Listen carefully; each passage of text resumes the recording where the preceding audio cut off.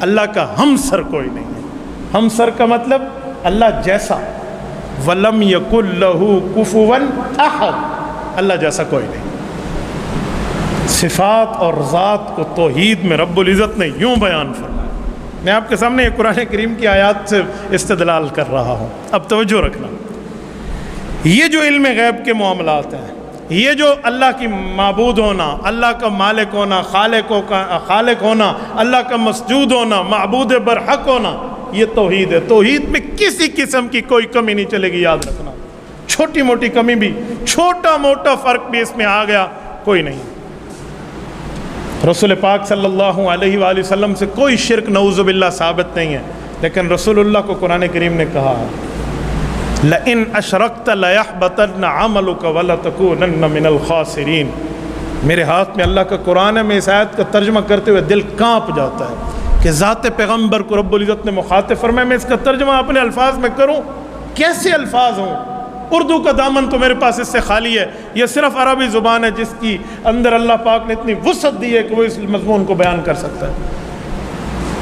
فرمایا لَإِنْ أَشْرَكْتَ، اگر آپ کی ذات اقدس سے رسول اللہ کو فرمایا گیا شرک ثابت ہوا، لَيَحْبَطَنَّ عَمَلُكَ، آپ کے عمل بھی ختم، وَلَتَكُونَنَّ مِنَ الْخَاسِرِينَ، اس بنیاد پہ آپ نقصان اٹھانے والوں میں سے ہو جائیں گے۔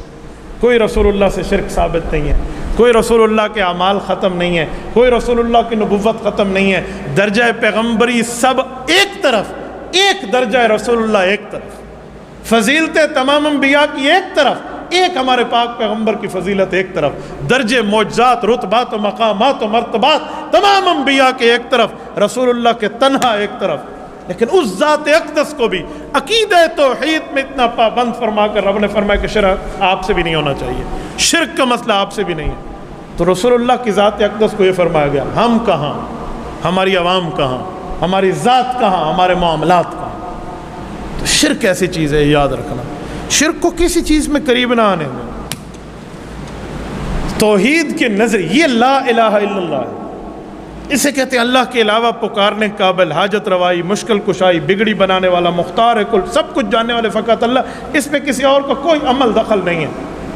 توحید کا نظریہ وہ خالص نظریہ ہے جس کو رسول اللہ صلی اللہ علیہ وسلم کو نبی بنا کر بھیجا گیا۔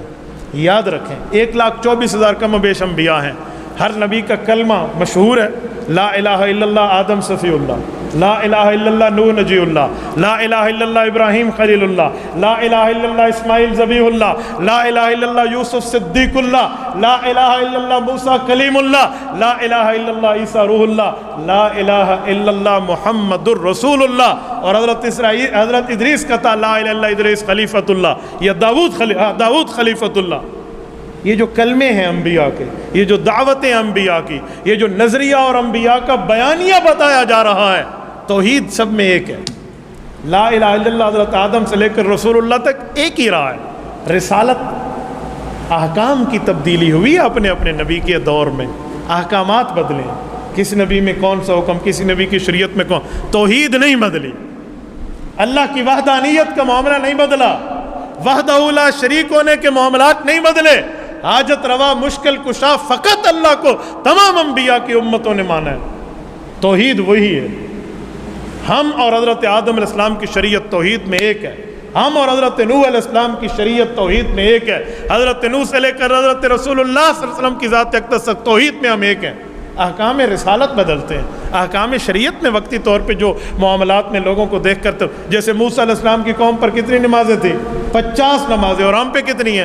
5 نمازیں۔ احکام کا فرق آیا، عقائد کا فرق نہیں آیا، توحید کا فرق نہیں آیا، نظریات کا فرق نہیں آیا، وہ اپنی جگہ قائم ہے۔ اس لیے یاد رکھنا، عقیدہ عقیدہ ہوتا ہے، نظریہ نظریہ ہوتا ہے۔ ہم نے اولاد مانگنی ہے، ہم نے نفع نقصان مانگنا صرف اللہ سے۔